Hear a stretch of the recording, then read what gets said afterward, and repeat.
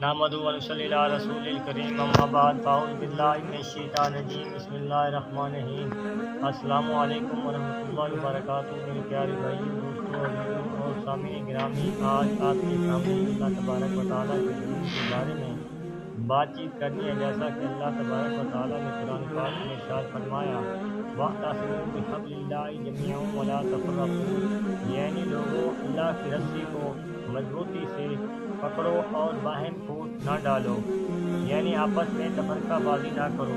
یہ نماز باجماعت کی اخوت کی یاد دلاتی ہے، جس کے متعلق اللہ تعالیٰ نے فرمایا انما المؤمنون اخوہ، یعنی تمام مسلمان بھائی بھائی ہیں۔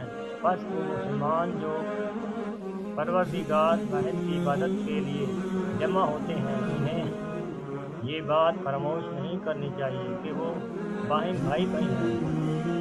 لازم ہے کہ جو بڑے ہیں وہ چھوٹوں پر رحم کریں، اور چھوٹے ہیں وہ اپنے بڑوں کی توقیر کریں۔ جو امیر ہیں وہ غریبوں کی حاجت روائی کریں، اور جو قوی ہیں وہ کمزوروں کی اعانت کریں، اور صحت مند ہیں اشخاص ہیں مریضوں کی تیمارداری کریں۔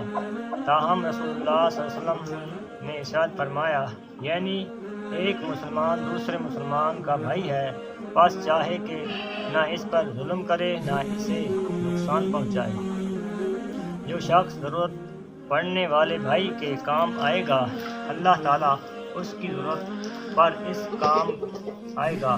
جس نے کسی مسلمان کی کوئی مشکل حل کر دی، اللہ تعالیٰ قیامت کی مشکل میں اس کی مشکل کو حل کر دے گا۔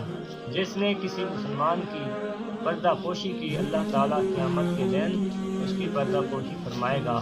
غرض کہ اگر نماز کی تمام خوبیوں کو بیان کیا جائے تو اس کے لیے دفتر کے دفتر درکار ہوں گے، لہٰذا اس پر ہی اقتداء کیا جائے، اور اللہ تعالیٰ سے دعا ہے کہ ہم سب کو دین حنیف پر عمل کرنے کی توفیق عطا فرمائے۔